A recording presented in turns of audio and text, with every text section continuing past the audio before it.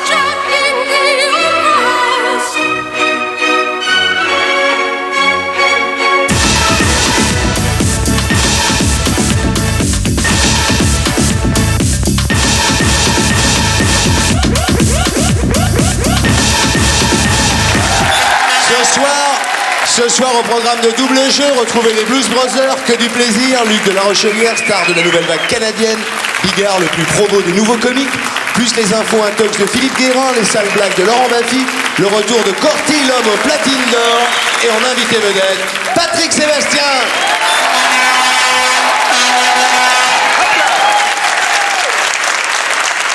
Bonsoir.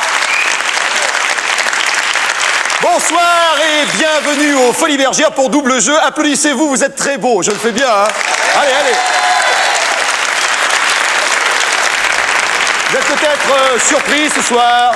Je vous vois surpris, mais Thierry Ardisson a été pris d'une légère indisposition passagère. Mais comme dirait Sabatier, Thierry, je sais que tu nous regardes et nous te regardons nous regarder. On applaudit Thierry Ardisson qui sera bientôt Paris.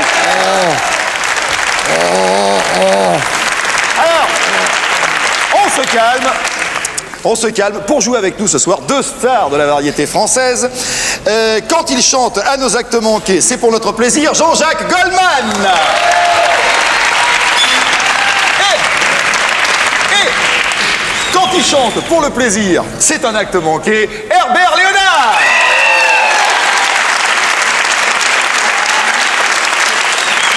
Et surtout, notre invité de ce soir que je connais particulièrement bien, qui est pétri de qualité, qui est merveilleux, beau, sensible, doux, hein? Vous allez voir. C'est le merveilleux Patrick Sébastien.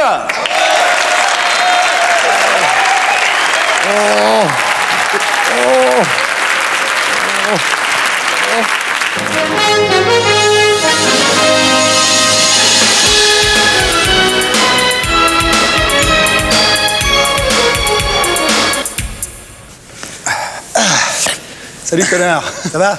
Bon, je vais te faire les questions cons à la Ardisson là. Dis-moi, tu préfères être bloqué dans un ascenseur avec Drucker, Sabatier, Patrick Sabatier, ou Jean-Pierre Sco? Oh, je m'en fous.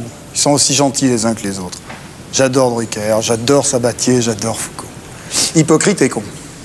Dis-moi, est-ce que tu préférerais niquer, enfin faire l'amour, puisqu'on est sur le service public, est-ce que tu préférais te faire une femme vieille très très laide ou un mec super beau? Genre Stallone, tu vois, Schwarzenegger et tout. Je préfère une fille très très laide quand même. La réincarnation, je sais que tu crois pas beaucoup, mais tu préfères être réincarné en berger allemand, en épagnol breton ou en setter irlandais? Ah non, je préférais être réincarné, tu sais en quoi? Bouffer, baiser, bouffer, baiser, bouffer, baiser. Être lapin dans le Gers, ça m'étonne pas. Tu penses qu'à ça. Qu'est-ce qui te ferait plus peur en rentrant chez toi le soir, dans le noir? Dis pas le nom du noir, hein, mais enfin dans le noir, qu'est-ce qui te ferait plus peur? Stone ou Chardin? Ni l'un ni l'autre. Je les aime bien, ils me font pas peur ni l'un ni l'autre.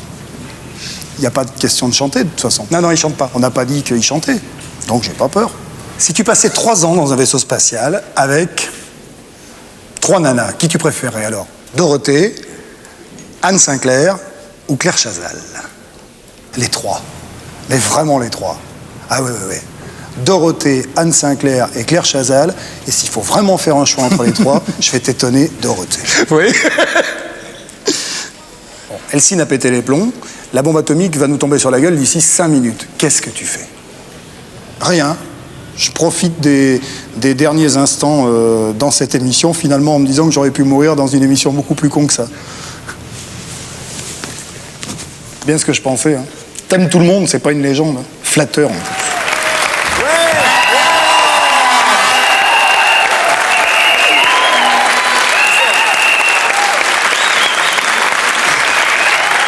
Confortable. Tu fais un malheur. Confortable. Hein? Bien. T'es bien là? Ah, je suis bien. Bon Tant alors. que je voulais venir. Ouais. Je regarde ça tous les mercredis soirs. C'est génial. Vraiment, je te jure, c'est pas parce que c'est toi. Tu vas passer une sacrée soirée. C'est pas parce que c'est. Ouais. Mais Ouais. je t'adore, Christophe. Ouais, ça me fait plaisir que tu sois là, tu sais, Sébastien, vraiment. Alors, qu'est-ce qui t'a pris de faire un disque? Parce que je suis artiste. Parce que je suis artiste et parce que je suis un mec qui est comme tout le monde, a eu des bonheurs et des malheurs. Et que j'ai envie de les dire, j'ai pas seulement envie de les dire en faisant des imitations, j'adore ça l'imitation. Je suis remonté sur scène, là, puis il me tarde d'y remonter avec des imitations pour faire le con, pour faire le clown, parce que j'adore ça. J'enlève aucune de mes imitations, mais je rajoute des chansons, parce que c'est moi.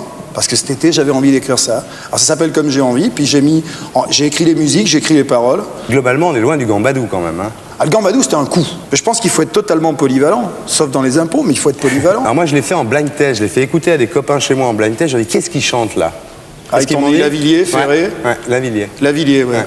Mais finalement, à force d'imiter les autres, on retrouve ta vraie voix là que personne connaissait en fait. C'était le plus dur à trouver. Ouais.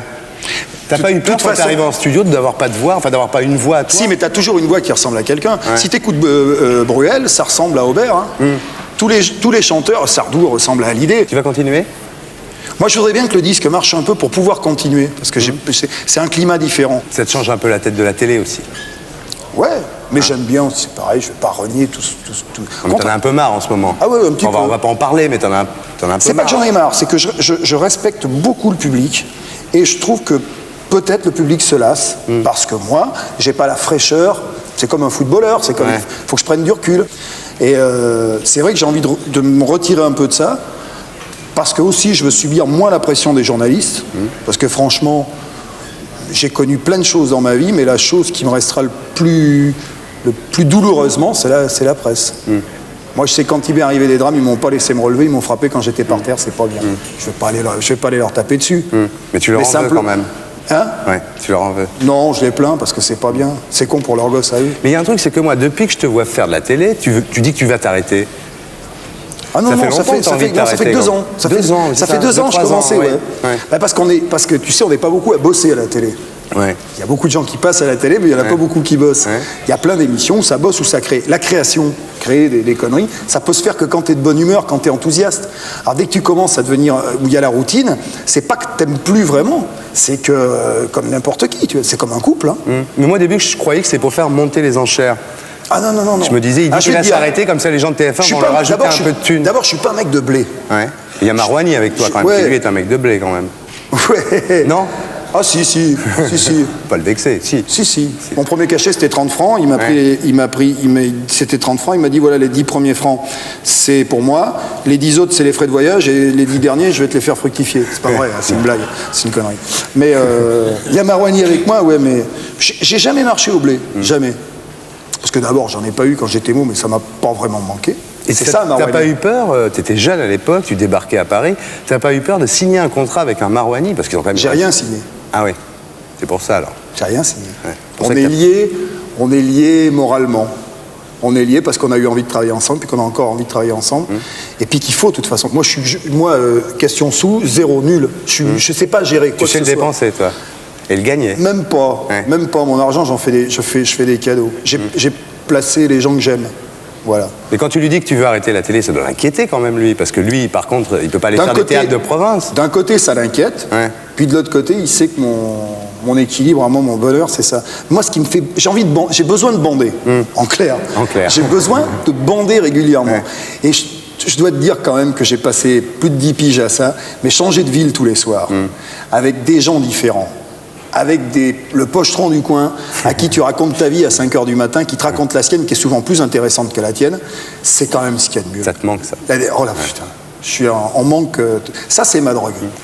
Ça me manque vraiment. Pourquoi tu proposes pas à TF1 une émission comme ça toute la nuit et puis ça se termine, non? Putain, si vous voulez. Bah, partir dans les bistrots la nuit en province et faire parler les mecs. Avec des caméras à chef. Ah, qu'est-ce que ça serait bien, mais ils voudront pas. Oh. Des fois, peut-être qu'ils le font, les bistrots la nuit avec des caméras à chef, mais ils attrapent les mecs avec des filets, puis les filent à tourner manège à minuit. C'est pas de moi, c'est de Kersozon. Ah bon? Alors, et puis, si je peux te dire aussi, c'est vrai que, bon, TF1, on en a fait tout un truc et tout, la télé. Parce que ce qu'il y a d'emmerdant, si je parlais des journalistes, c'est qu'à 20h30, quand t'es animateur de 20h30, t'as pas été animateur de 20h30 encore? Oh non. Bon, animateur de 20h30. Ils veulent pas, tu sais. Pour les journalistes, t'es à peu près situé dans l'échelle des valeurs entre la méduse et le rat. Ouais. C'est-à-dire que t'es un crétin, t'es intéressé, t'as tous les défauts du monde. Alors tu supportes un moment, et puis à un moment, tu supportes plus. Mais Tu me le conseilles pas? si t'as un peu maso, un moment, c'est vachement intéressant, attention, hein. C'est très intéressant. Alors dis-moi, on va pas parler de la télé, ni de la télé poubelle. Par contre, est-ce que tu sais qu'il y a des voitures qui marchent aux ordures? Il y en a pour tous les goûts, avec un apostrophe. Des voitures qui marchent aux ordures. Ouais. Mais ils se fournissent où à l'Assemblée nationale? Tu vas voir, regarde. Plus c'est sale, plus il y en a, mieux c'est. De bonnes vieilles ordures ménagères, c'est le matériau utilisé par une société du Tarn-et-Garonne pour fabriquer du carburant. Une poubelle pleine peut en fournir l'équivalent d'un demi-litre. La recette est simple, en se décomposant, les ordures produisent du gaz carbonique et du méthane. Le méthane est récupéré dans ce ballon, puis comprimé, il devient l'un des carburants les plus propres qui soient. En ville, le moteur diesel est polluant, on le voit déjà par sa teneur en suie qui sort à chaque accélération, alors que le méthane, on voit absolument rien. Avec une petite modification du moteur, tous les véhicules de la société Dream ont déjà été équipés pour ce nouveau type de carburant. N'en déplaise aux sceptiques, l'entreprise a l'ambition de convertir une vaste part du parc automobile. Je dis oui, ça va être dur pour eux parce qu'ils vont se heurter à de sacrés intérêts en face. C'est totalement impossible parce que ça représente un volume considérable d'énergie. Il faudrait imaginer à ce moment-là une collecte d'ordures ménagères absolument gigantesque, des usines de fermentation considérables avec les coûts associés. Le développement de ce carburant est en fait aujourd'hui entre les mains du gouvernement. Si les taxes sont élevées, comme c'est le cas pour l'essence, elles sont de 75%, le méthane carburant est voué à l'échec. Dans le cas contraire, c'est ce qu'étudie aujourd'hui le commissariat au plan, 4 millions de véhicules pourraient être équipés. Et déjà, de fervents défenseurs de l'environnement pensent à d'autres utilisations de ce gaz issu des ordures. Si je pouvais me dire, tiens, je vole en ULM, mais là je suis certain que je n'ai pas balancé d'oxyde de carbone, ça augmenterait mon plaisir, quoi. Alors, des voitures qui roulent aux ordures. Est-ce de l'info, est-ce de l'intox? Alors, Je te le dis à l'oreille? Ah bah oui. Je te dis ce que je veux à l'oreille? Ouais, mais tu me laisses mon larfeuille. Je crois que c'est vrai. Ouais, non, celle-là, elle est pas... Si, Non. celle qui a les yeux verts, hein. Ouais, C'est vert, hein? ouais. C'est vert, hein? Mais je t'ai dit en comment... Elle est un Des peu petites jeune. taches de rousseur et tout. On dirait Vanessa Paradis en fini. Mais elle est un peu jeune quand même pour toi. Quel âge vous avez? Hein? Tu vois, C'est pas jeune, ça. Ouais. C'est déjà des vieilles. ça pourrait être ta petite Eh, fille. dis-moi, pour Hallyday, c'est une grand-mère. Ça pourrait être ta petite fille. Johnny, il est choisi à l'échographie. Alors, mesdames, messieurs, pendant Eh ben, que alors, vous en tout demandez si elle est trop jeune pour Patrick, chez vous, pendant que notre ami Goldman et notre ami Herbert Léonard réfléchissent, Corty, qu'est-ce qu'on écoute? Mais mon cher Thierry, youpi, pour une fois Patrick Sébastien himself dans sa nouvelle chanson. Ouais. Va pas te flinguer, on peut peut-être lui donner un coup de main. Vas-y Patrick. Allez, va chanter.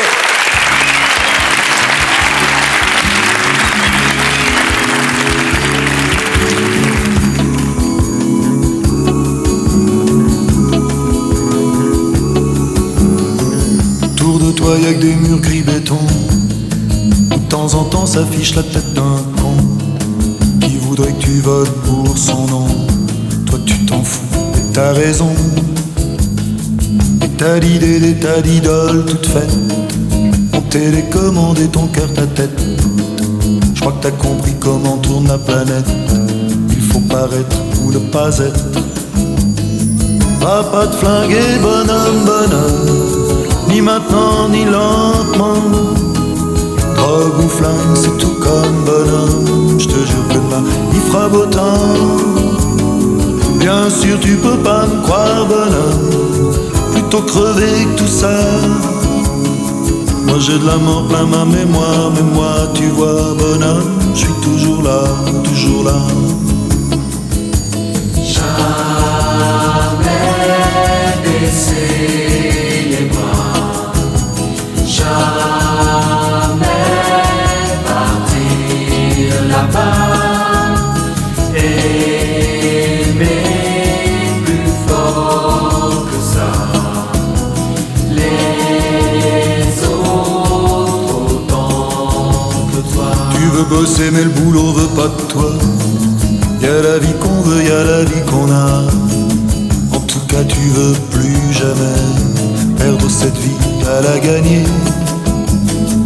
Puis y'a l'argent qui va, l'argent, les belles au beau, la pluie au mauvais temps.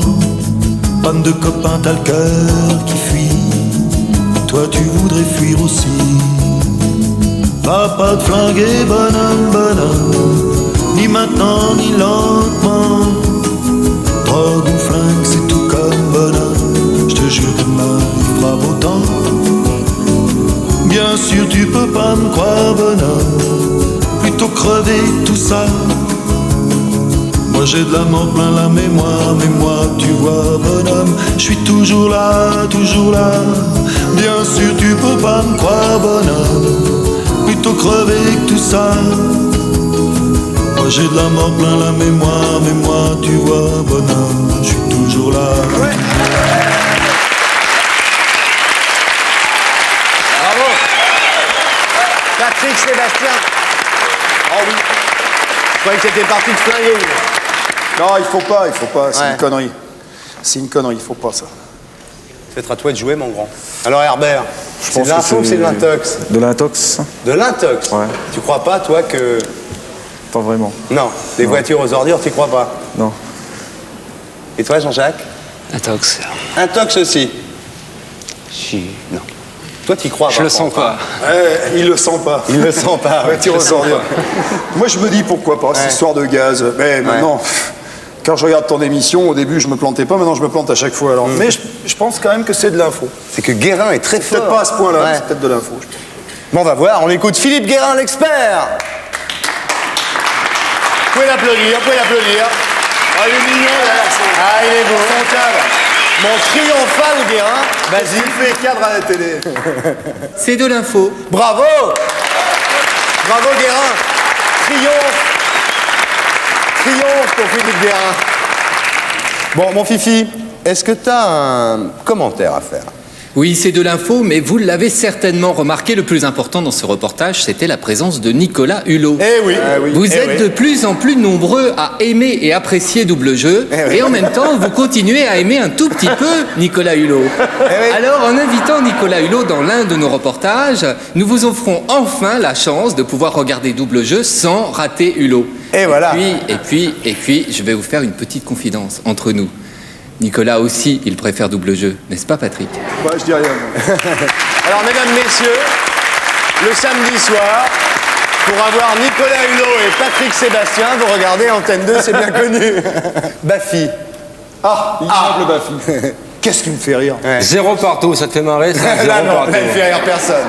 On applaudit Laurent Baffy, très très bien. Alors, dis-moi. Oui.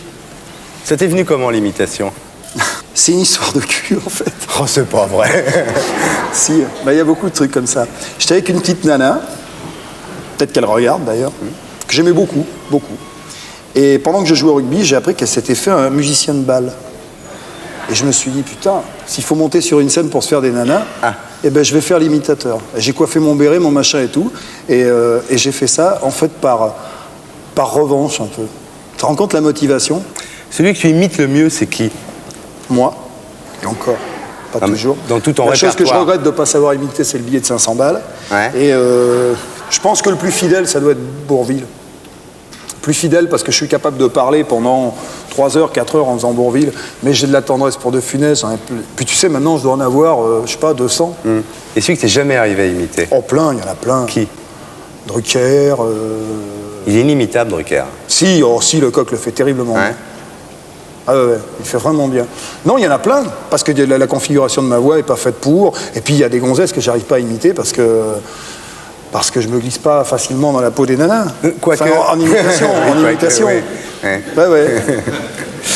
T'as combien d'imitations dans ton Je répertoire? te dis à peu près. Je sais pas, j'ai jamais compté. Parce que maintenant, j'ai deux catégories. J'ai les imitations que je sais faire vocalement, c'est-à-dire je vais en avoir 200 et quelques. T'as les tronches. Et puis les tronches. C'est pas et ça, pareil. c'est passionnant. Ouais.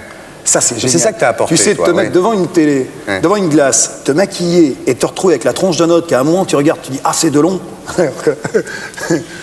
Mal barré au départ. Eh ben putain, c'est bien. Justement, quand t'es avec Fanfan le soir, tu lui fais Rambo des fois? Non. Jamais? Non, j'ai pas envie, tu sais, c'est vachement difficile. J'ai peur qu'ils comprennent pas. Mais Fernandel dans le noir, c'est affolant. Et qui t'imite bien, toi? Le Coq m'imite pas mal, je trouve. Ouais, j'aime bien, moi. J'aime bien, il en rajoute, il se tient un machin. Fais-moi le Coq en train de t'imiter, là. Ouais, putain, c'est génial. Tu vois, je fais bien. Il se tient. C'est vrai que j'avais un tic, à un moment, j'avais toujours la main là. Mais c'est Dupontel maintenant qui fait ça, si tu veux. Non, Dupontel, il attrape son pantalon comme ça. C'est bizarre, hein, oui. Ça doit être une race de mecs comme ça qui ont peur qu'elle s'en aille. Ouais. Mais c'est pas parce qu'elle est percée qu'il faut qu'on la jette. Dis-moi, le Coq, ça va avec lui, là? Parce qu'il a dit que tu l'avais fait virer de TF1, quand même. Ah, voilà l'immonde connerie. Je sais pas, mais là, au point, connerie. J'aime pas la polémique, mais je vais pas balancer. Tu veux vraiment qu'on le mette au point? Moi, je veux bien, mais j'ai jamais fait. Non, on a virer. dit qu'on parlait pas télé. Non, mais attends, j'ai jamais. Alors, il y a un truc qui est clair, c'est que j'ai jamais fait virer le Coq de TF1. Au contraire, même. Ce qu'il y a de plus embêtant, c'est qu'il le sait. C'est qu'il sait que j'ai insisté pour qu'il reste. Et qu'après, il a répondu le bruit que j'avais fait virer. C'est pas sympa, ça. Ça, c'est. Alors, Si tu veux, bon. T'as un mec qui t'imite bien, c'est le Coq. Est-ce que tu sais que t'as un sosie? Ouais. Tu le connais, ton sosie? Ouais. Il vient souvent me voir. Alors, je suis désolé parce qu'il voudrait bosser avec moi. Ouais. Et je sais pas comment, tu vois. Mais non, alors, il m'en veut un peu parce que je le fais pas bosser avec moi, mais je vois pas la solution. Tu vois pas l'intérêt, surtout. Nous, on le fait bosser. Nous, on l'a fait bosser. Ah, c'est bien alors. Ouais, on l'a fait bosser et il lutte contre la télépoubelle, si tu veux. Non, si. Arrêtez. Laurent Baffy, costard de star.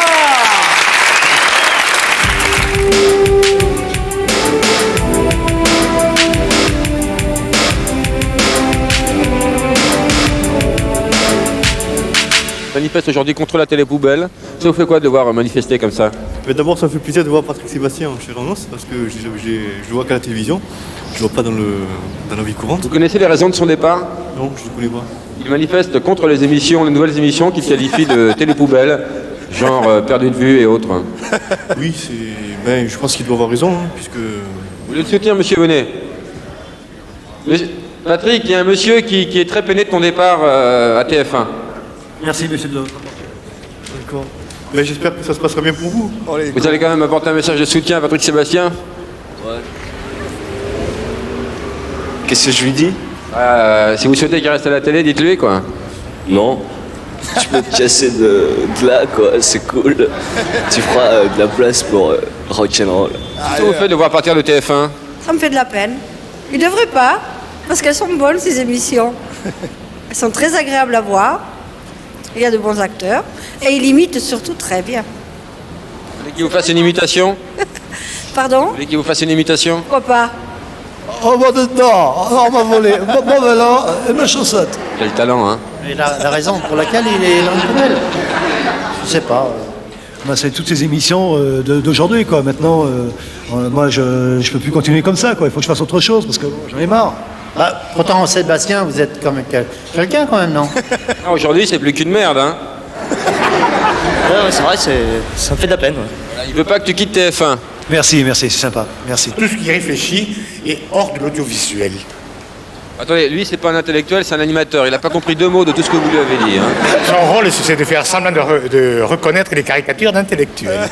Pour commencer, ça l'énerve, hein. Parlez-lui simplement. Je ne parle jamais simplement, je parle aux oiseaux. Et je parle au corbeau. Blondin. Vous trouvez pas qu'il est enfin à sa juste place? Peut-être, je sais pas, c'est pas à moi de juger. Moi, je regarde pas beaucoup la télé, donc... Ça vous dirait de refermer le couvercle de la médiocrité avec moi? Ah non, non, Non? Ah non. C'est tentant, avouez. Ah bah ouais, mais on ferme pas un couvercle sur les gens comme ça dans une poubelle, on les sort de la poubelle. On va se gêner, tiens. Ah, t'es les poubelles. On veut plus de tes merdes. On veut plus de toi.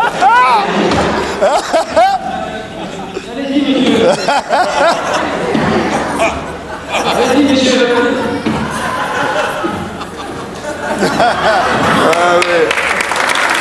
Laurent Baffy. stars, les stars. C'est génial.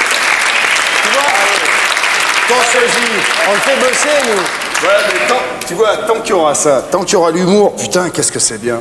Ça fait tout, on peut tout passer. Puis il faut arrêter avec la télé poubelle, je suis pas si en colère que ça.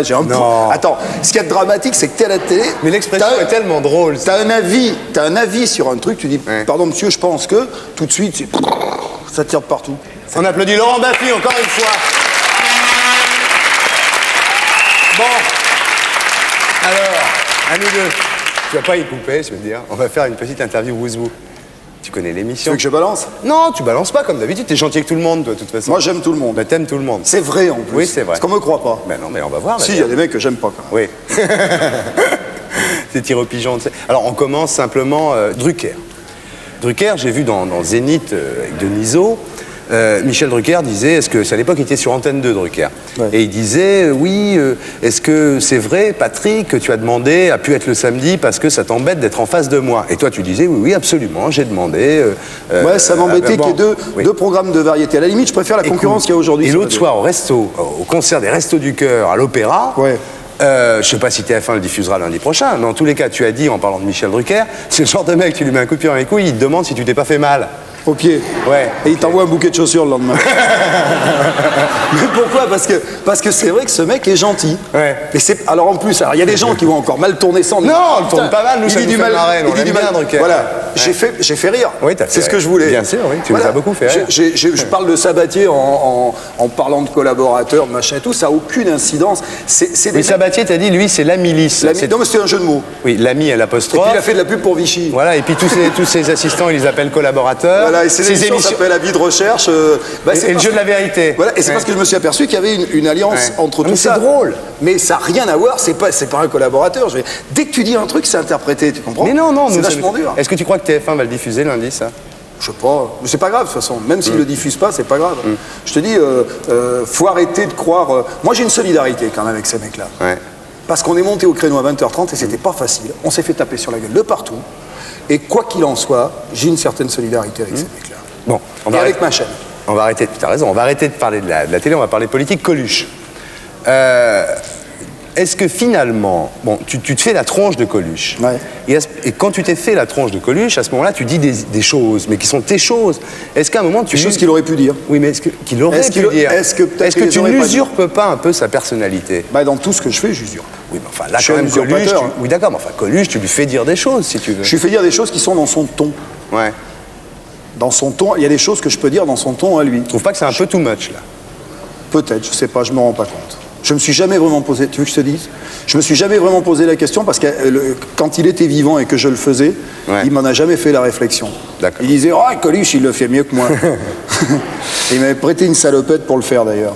On avait décidé que s'il était président, je serais vice-président, il s'occuperait du président et moi du vice. Le Pen, tu dis, moi je saurais débattre avec lui, Le Pen. Ouais. Qu'est-ce que tu lui dirais? J'aimerais débattre avec Le Pen. Tu crois que tu serais meilleur qu'Alain Duhamel, Albert Duroy Ouais, je pense. À l'heure de vérité. Je pense que je parlerai avec mon cœur parce que ces mecs-là, les journalistes qui prennent Le Pen, d'abord, ils l'agressent. Ouais.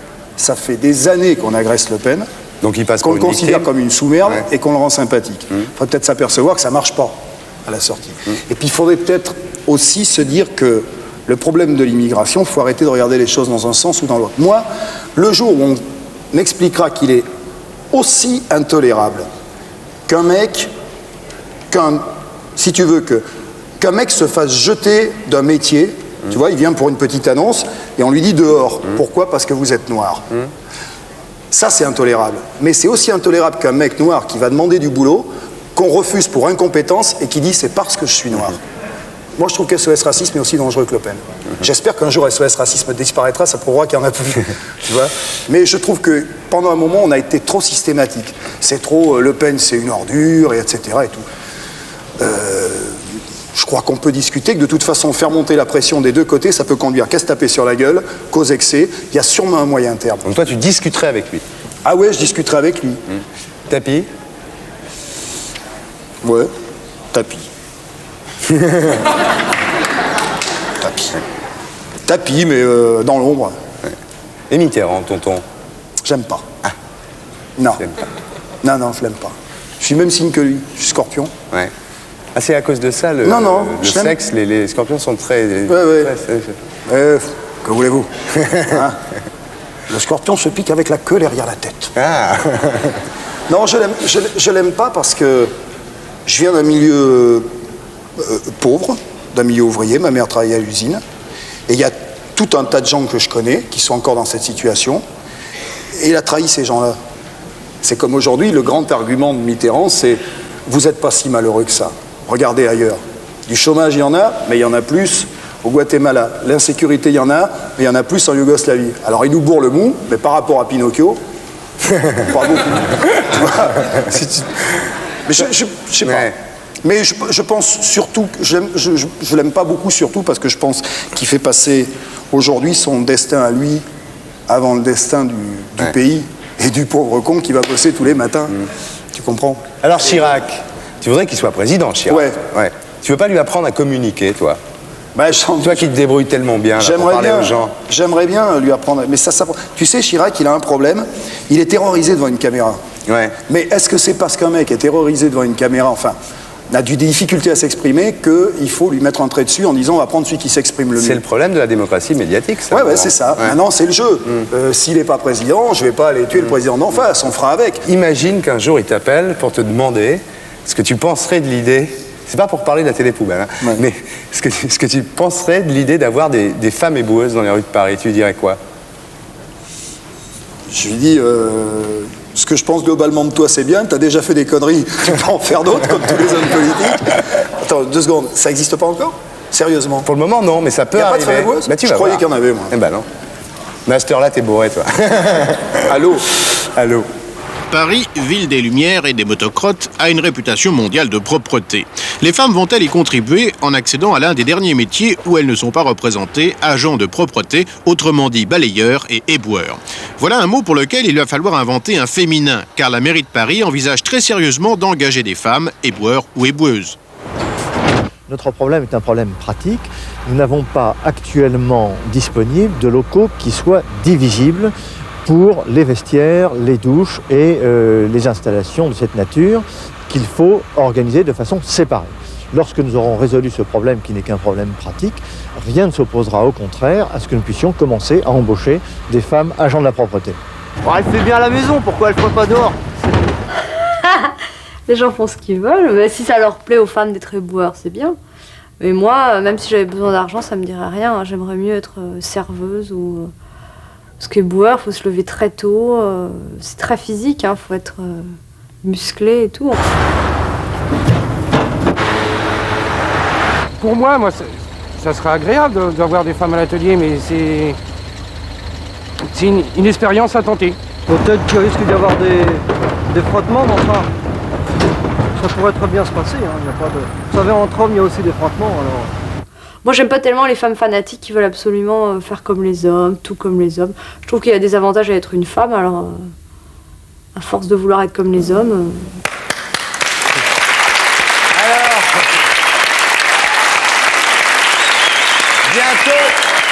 bientôt des femmes éboueurs ou éboueuses à Paris. Est-ce de l'info, est-ce de l'intox, à votre avis, mesdames, messieurs? Patrick Sébastien, à ton avis, à l'oreille. Viens là, mon grand. Mon quoi?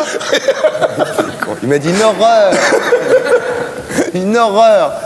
Alors maintenant, pendant que vous imaginez quelle horreur il a pu me dire, écoutez, à mon avis, pendant que Jean-Jacques et Herbert réfléchissent, Corti, qu'est-ce qu'on écoute? Maintenant, mon cher Patrick, mon cher Thierry, c'est The Monument. The Monument. Ceux qui n'ont pas vu le film, lèvent la main. Bah ouais, je sais, j'ai pas dit quel film. Ouais. Blues Brothers. Everybody needs somebody.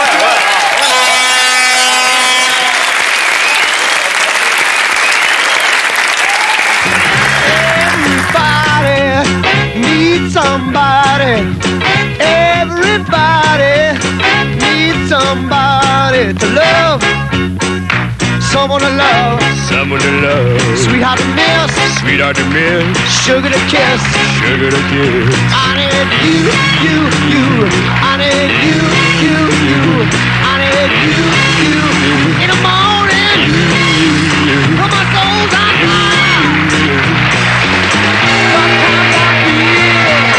Sometimes I feel a little sad inside when my baby streets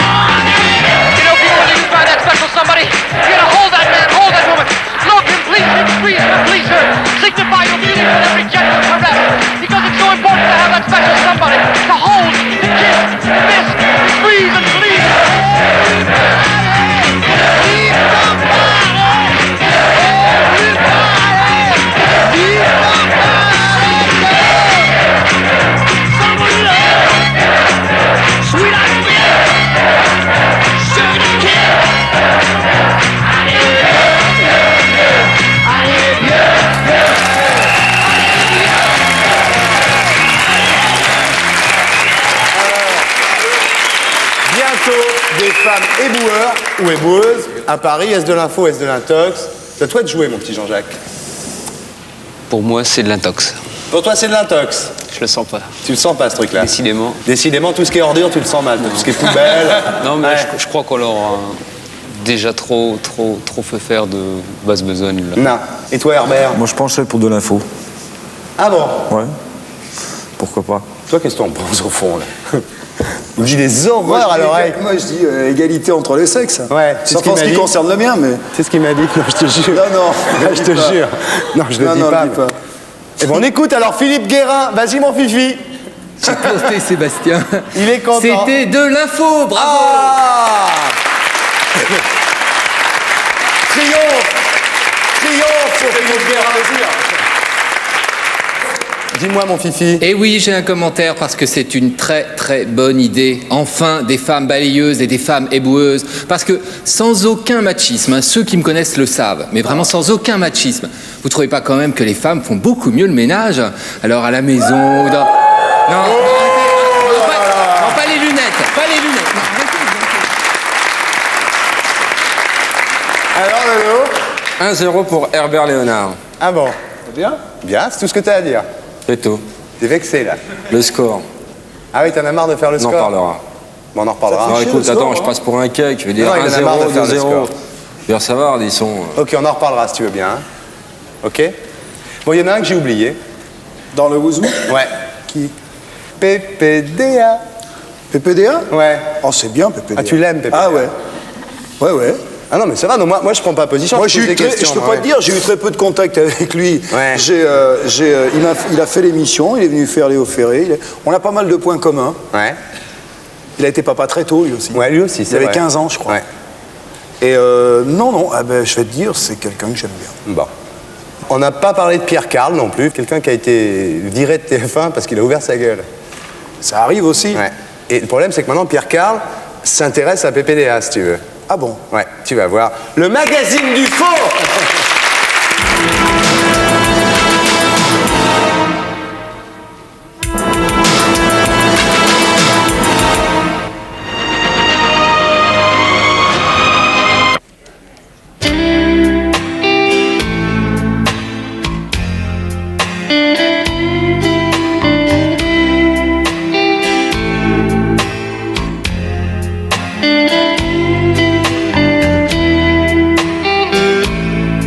Connu, voilà la vérité.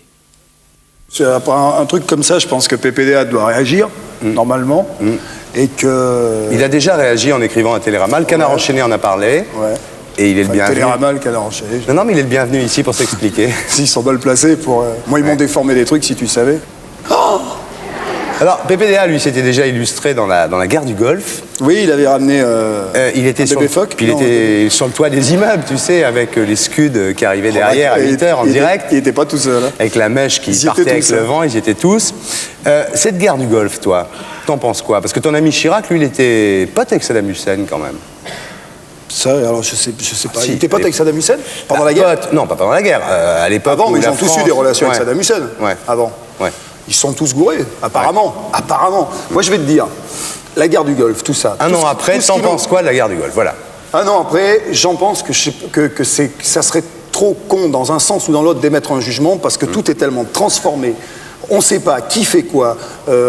S'il y a eu une guerre dans le Golfe, excuse-moi, mais c'est tellement n'importe quoi dans tous les sens. C'est tellement la désinformation dans tous les sens.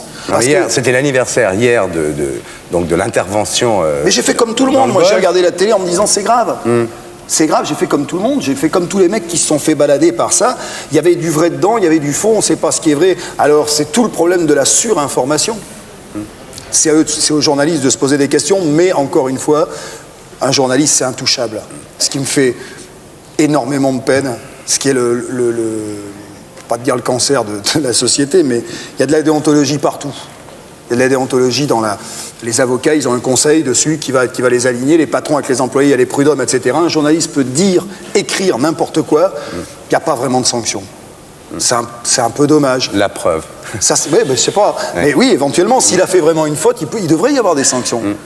Prouver qu'il a fait une faute, que PPD a fait une faute. Là, c'est assez clair.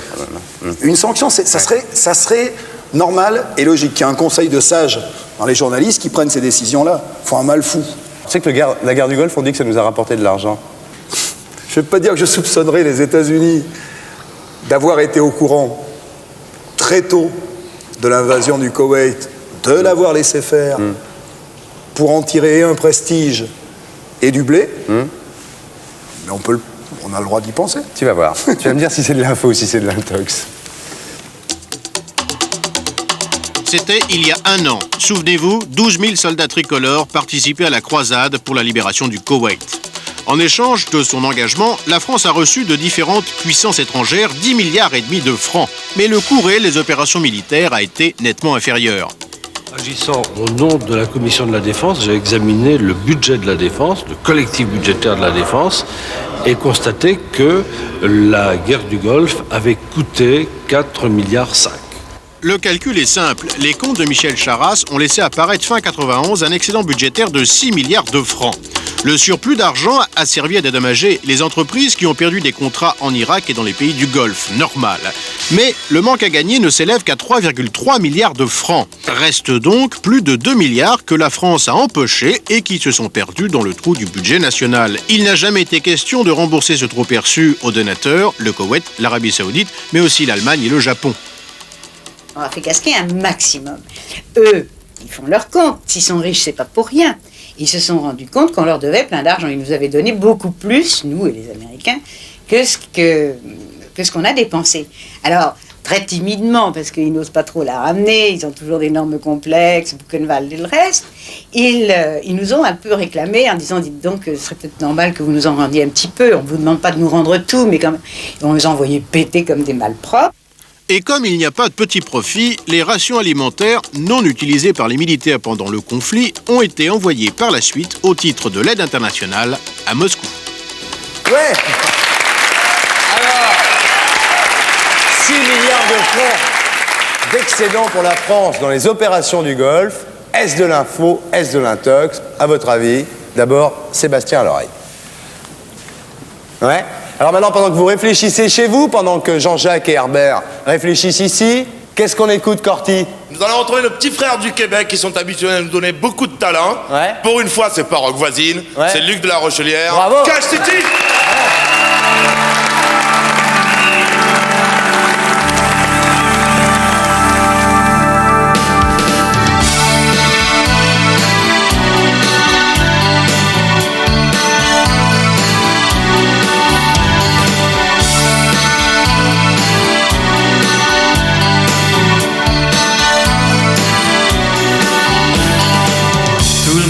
Être une star, mais personne veut être une planète. Tout le monde traîne dans les bars où personne n'est honnête. Tout le monde veut que tout le monde l'aime, mais personne n'aime tout le monde. Tout le monde veut que tout le monde l'aime, oui, mais personne n'aime tout le monde. À Cash City, tout le monde a des idées empruntées à la télé. Tout le monde a ses coutumes, chacun a son costume. Tout le monde est imposteur, chacun est son propre héros. Tout le monde a un poster de Marilyn Monroe. Tout le monde veut que tout le monde aime, mais personne n'aime tout le monde. Tout le monde veut que tout le monde aime, mais personne n'aime tout le monde. À Cash City, parfois on sort à Cash City. Dans les tours de l'ennui, tout le monde veut prendre de l'altitude. À Cash City, dans une ville qui n'est belle que la nuit. Dans les yeux qui supplient, tout le monde danse avec sa solitude, sa solitude. À Cash City.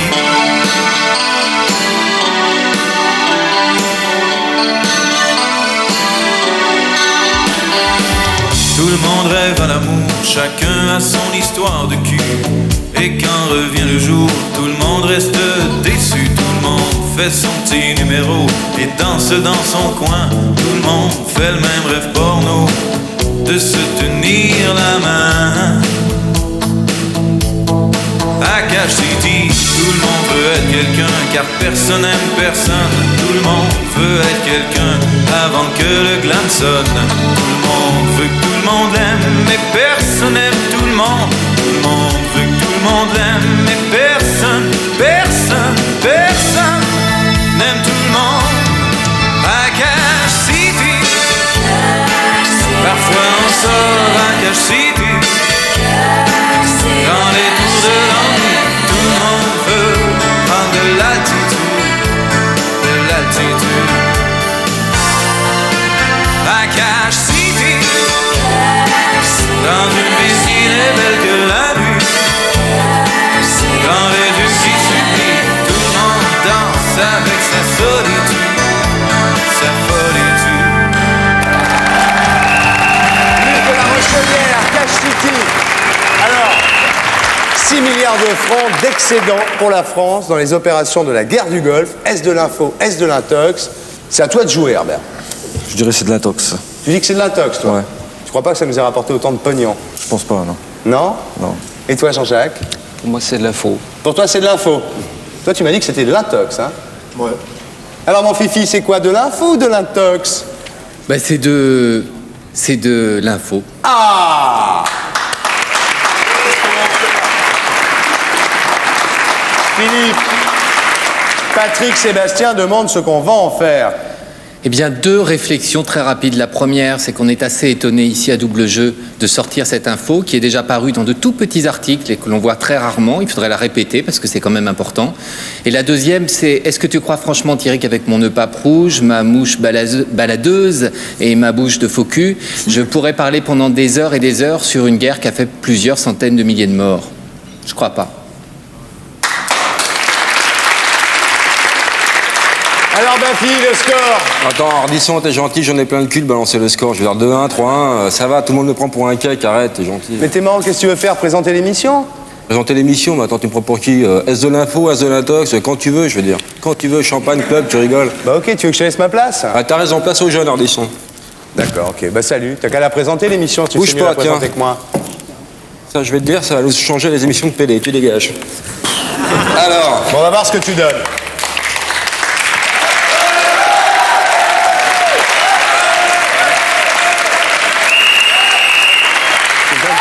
Déjà, tu vois, rien que ça te... Bon, enfin bon. Patrick Sébastien, alors à quel âge tu t'es fait enculer pour la première fois par un Marouani? Par un Marouani. Par un Marouani. Tu préfères un coup de boule ou un coup de pied dans les couilles, là? T'es gentil, j'essaie d'arrêter le coup de boule en ce moment. Bon, tu reviens à ta caméra, tu nous fais pas chier. Ah, d'accord. Je préfère Ardisson, tu vois. Ok, prends-le comme ça. Ok, d'accord. Tu sais, les mecs qu'on croise en montant, c'est les mêmes qu'on croise en descendant. Hein. Peut-être un jour tu seras cadreur en émission à moi. Oui.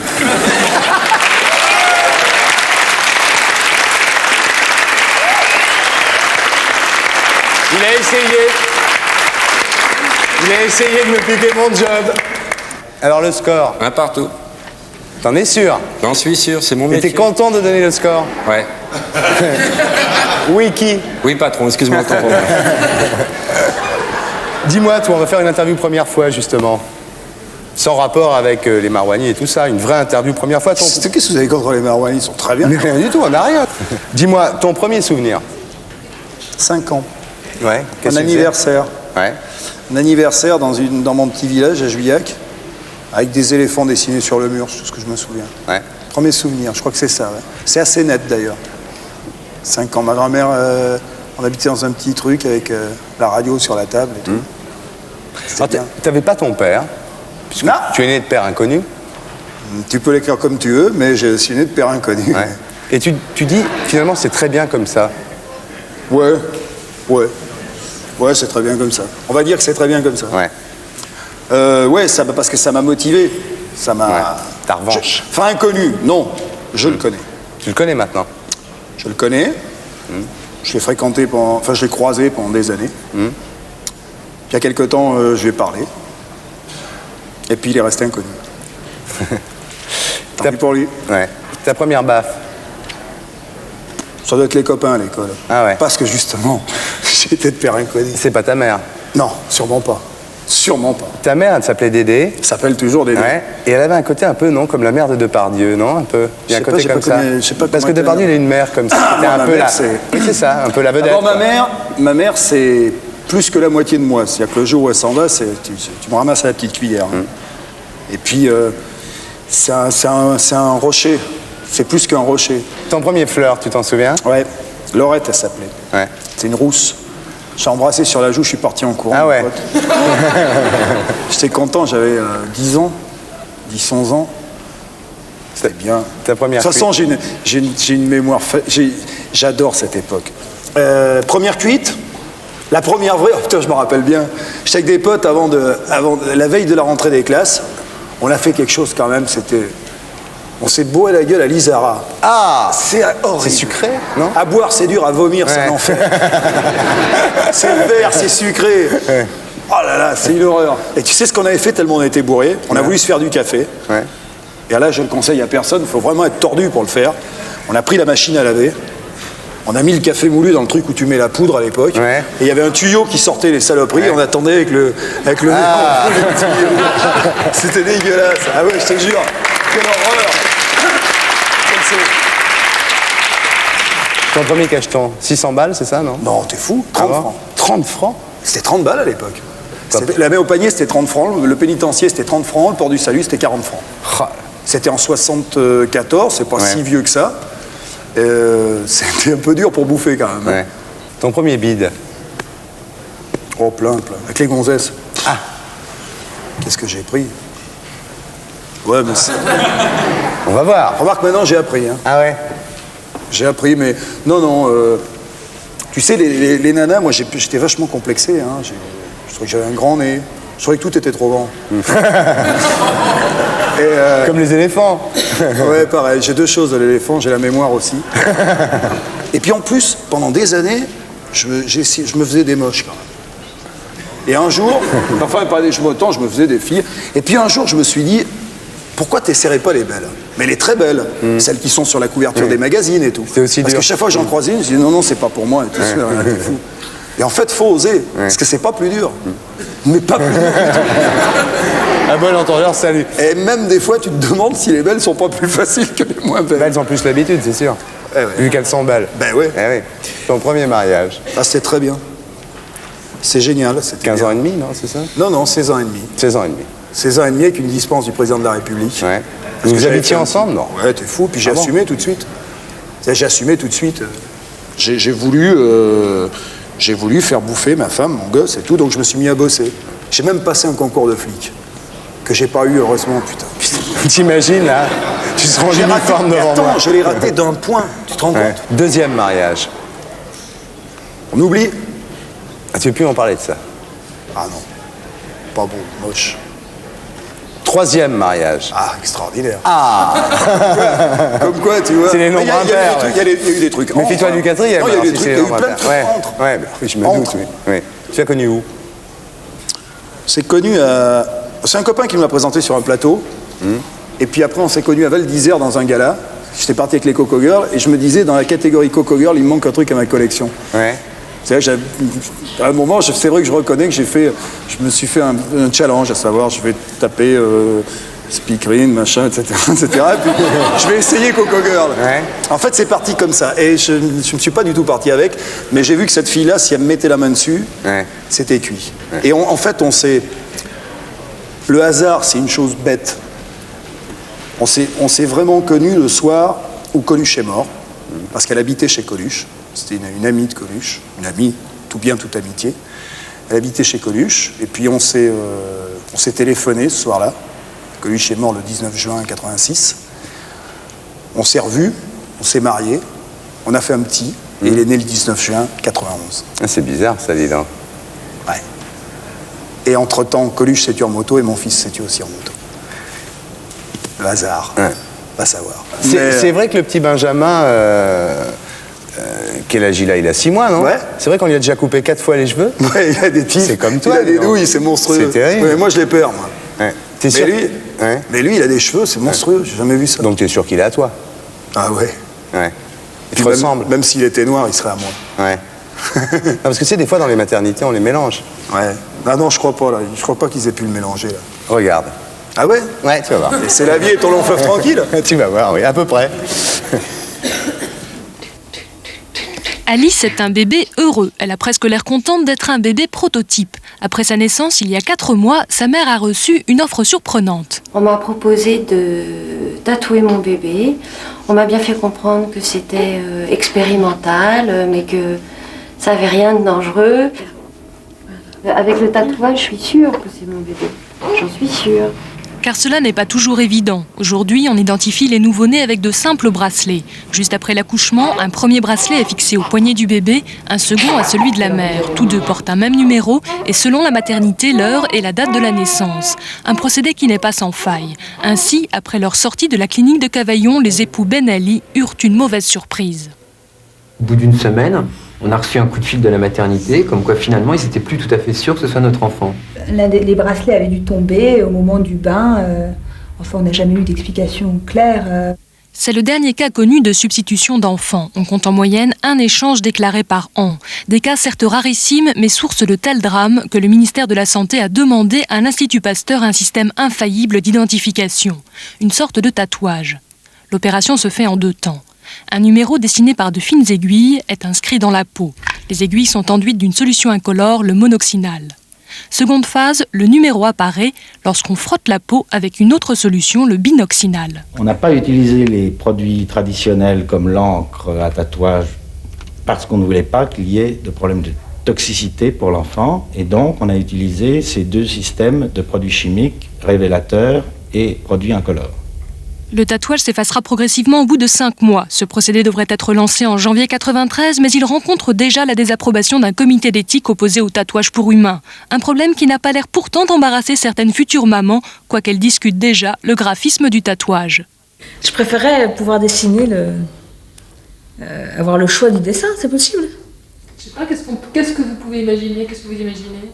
Moi, je ne vais pas aller chercher très loin. Je fais une émission sur l'amour. Je suis entourée de Cupidon. Je ferai un petit Cupidon avec une flèche sur la joue gauche.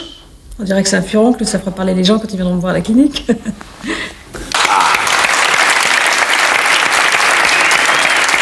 Alors, des tatouages pour identifier les nouveau-nés. Est-ce de l'info, est-ce de l'intox? Alors toi, à l'oreille, d'abord. Ouais. Ouais. Ouais. Ouais. Tu crois? Ouais.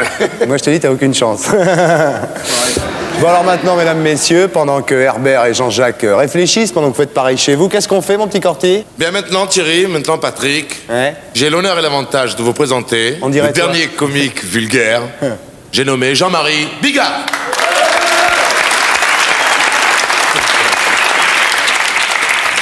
J'ai vu la télé maintenant. Ils essayent de faire du vulgaire. Ils savent pas le faire. Ils ont un spécialiste. Ils me demandent pas. Pas qu'ils me demandent. Je vais leur en faire du vulgaire à ce moment-là. Moi, ils me demandent, ils me donnent une chaîne, moi, c'est ce que je fais. Moi, ça va pas traîner, moi, je vais leur en faire. Du vulgaire. Moi, ils me donnent une chaîne, là, je vais pas me gêner. Ce que je fais, déjà, toutes les après-midi, je fais une émission pour les enfants, tu vois, genre club pour les gosses, avec des musiciens dedans, tu sais, un peu costauds comme ça, tu vois, qui joueraient, puis qui chanteraient aussi, puis qui... Tu vois, puis des gars qui n'hésiteraient pas à montrer leur disque à la télé pour que les gosses, ils oublient pas d'en acheter, tu comprends? Un truc aussi con que ça, avec des dessins animés dedans, que du japonais. Ah oui, oui, puis alors du déprimant, hein. Vraiment, tu vois, du déprimant. C'est le genre d'histoire, c'est le petit garçon, tu sais, qui est gardé par son oncle et sa tante, qui sont très méchants parce que sa maman, elle est très malade et qu'elle va mourir. Sympa pour les gosses. Et alors, mais vraiment, c'est déprimant. Toi, t'as le petit garçon, tu le vois, il sort de sa chambre, il dit, tonton, je pourrais pas écrire à ma maman qui est très malade et qui va mourir. Tu te sens pas bien, non? Tu vas filer à ta chambre immédiatement. Le gosse, il remonte dans sa chambre, il est désespéré, il pleure, il a des grosses larmes bleues, tu sais, qui coulent le long de ses joues. Il sait plus quoi faire, il regarde par la fenêtre, puis d'un coup, il dit, j'ai une idée. Il dit, je vais quand même écrire à ma maman, et puis je vais glisser le mot dans le collier de mon chien Bobby. Et puis mon chien Bobby va l'emmener jusqu'à ma maman qui est très malade et qui va mourir. Puis là, tu vois, il a une lueur d'espoir, le gosse. Il pleure encore, mais là, il encourage son chien. Il voit qu'il part au bout du parc. Il dit, vas-y Bobby, vas-y Bobby. Ah, puis on est tous avec Bobby, tu sais, on a vraiment envie de... Putain, le gros, il repère le manège, il décroche le fusil, pan, il tue le chien. Et tout de suite après, à suivre. Je vais dire, là, on les tient, les gosses. C'est quand même autre chose que téléchat. Ah, téléchat, jamais sur ma chaîne, hein. Moi, je quitte pas le vulgaire. Tiens, en voilà par contre du vulgaire. J'ai une idée. Qu'est-ce que je fais? Je dis n'importe quoi. Par exemple, tu prends 2 ou 3 boutonneux, et puis 2 ou 3 boudins qui trouvent pas chaussures à leurs pieds. Je dis n'importe quoi, hein, n'importe quoi. Bon. Tu les mets sur un gros fromage qui tourne comme ça. Hein? Bon, tu fais présenter ça par 2-3 pétasses blondes qui trouvent plus de boulot nulle part, et le tour est joué. À l'avant, ouais. Et ça vous semble invraisemblable ce que je vous dis, mais je vous jure que je le fais. Bien attention, ce que je viens de vous dire là, je le fais pas à 4 heures du matin. Hein. Ça, je le fais en plein midi. Tiens, en voilà encore du vulgaire. Écoutez bien. Pierre, elle est géniale, il y en aura des trucs à faire, je te jure. Hein. Elle est géniale celle-là, cette idée, parce qu'elle coûte pas un rond. Vous allez voir. C'est ce que je fais. J'ai n'importe quoi. Hein. Je demande aux gens qui filment leurs gosses quand ils bouffent dans la gamelle du chien. Et je le montre. Je rajoute 2-3 pouet-pouet, 2-3 ding-ding quand le bébé se fracasse la tête par terre. Et en avant gagnant. En voilà du vulgaire. Tiens, les grands moments de direct. Il y en aura sur ma chaîne. Alors là, moi, j'hésiterai pas. S'il faut. Moi, je filme une gamine en train de se noyer, plan fixe pendant 20 minutes. Sauf que moi, en plus, je mets une caméra sous l'eau pour qu'on voit quand elle crache la dernière bulle. Je veux dire, on le fait ou on le fait pas, le truc. J'ai pas de mérite, c'est mon métier, le vulgaire. Hein. Ah bon? Alors, à votre avis, des tatouages pour identifier les nouveau-nés, c'est de l'info ou c'est de l'intox? Vous en pensez quoi? Toi, tu m'as dit quoi, toi? Moi, je t'ai dit intox parce que quand vous avez fait votre expérience, tout à l'heure, j'ai vu sur un bras d'adulte et pas sur un bras de bébé. Ah non, c'était un bras de bébé, non, non. Ah bon? Ouais. T'es sûr? Ouais. C'est ce qu'on appelle un bras d'enfant. Je sais. Moi, j'ai le sexe comme un enfant de 2 ans. Oui, pas comme alors, ça, comme ça. Jean-Jacques, c'est à toi de jouer ce coup-ci. Je dirais de l'info, même si je pense pas que ce soit effectif, que ça passera, mais à mon avis, c'est de l'info. C'est de l'info. Ouais. Herbert, tu dis? De l'intox. De l'intox, on écoute. Philippe Guérin, vas-y mon fifi. Bah bravo, c'est de... Oh, je suis content, je l'ai encore planté. C'est de l'intox. Oh, triomphe! Triomphe! Tu as un commentaire à faire, mon petit Philippe? Oui, Thierry, je suis très heureux que ce soir tu me demandes de faire un commentaire sur ce reportage.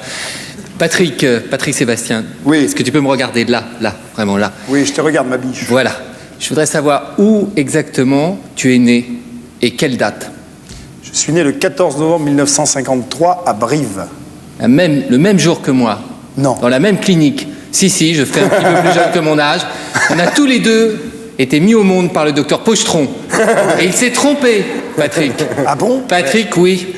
Tu es moi et je suis toi. Oh! Tu es un imitateur, Patrick. Tu m'as pris ma place. Le pauvre. Le pauvre. Je te la rends. Alors, Laurent, je sais que ça t'est difficile et pénible de donner le score, mais... Alors, le score, c'est quoi? C'est quoi, le score? C'est 2-1 pour Herbert Léonard. Ah, Herbert Léonard a donc gagné le match.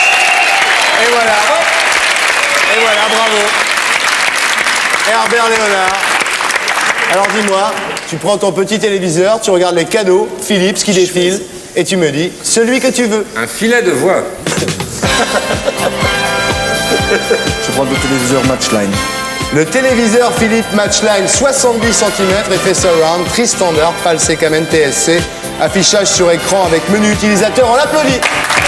Bravo.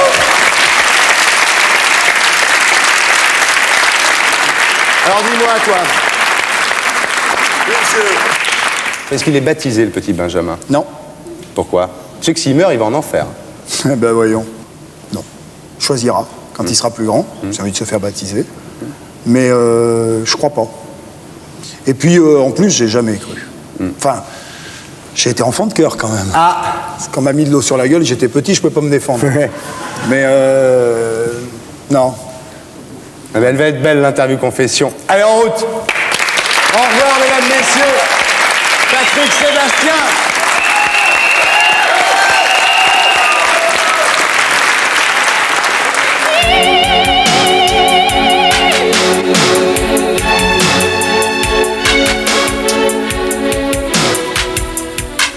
Ça te fait quoi de te confesser, là?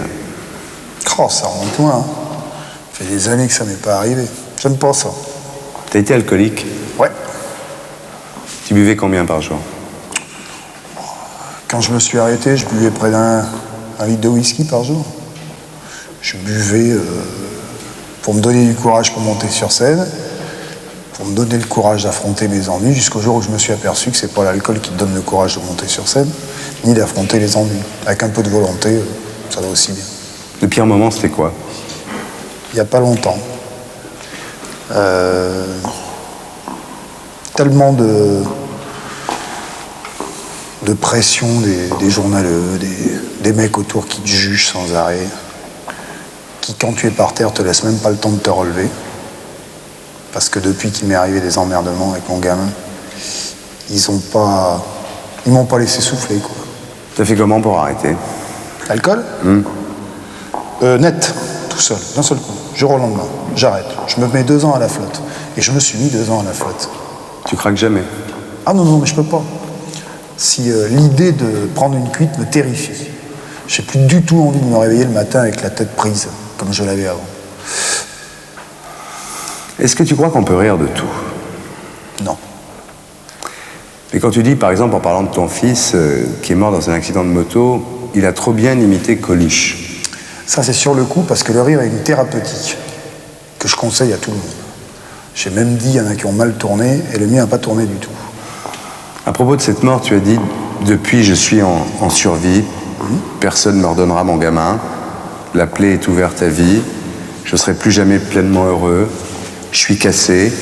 Dans ces moments-là, tu n'as pas été tenté par l'idée de te raccrocher à Dieu plutôt qu'à l'humour? Non. Non, parce que je me raccroche aux gens. Tu crois pas en Dieu? Tu penses toujours qu'il n'y a rien avant et rien après, comme tu l'as dit? Ça, oui. Je pense qu'il n'y a rien avant et rien après. Je pense. Je le pense parce que même au moment les plus durs, je l'ai pensé. Parce que c'était vraiment une occasion de penser qu'il y avait quelque chose. En me disant au secours, aidez-moi. Mais même là, j'y ai pas pensé. Si tu pouvais changer le monde, tu ferais quoi? Si je devais changer le monde, je me changerais moi d'abord pour être totalement apte à changer le monde.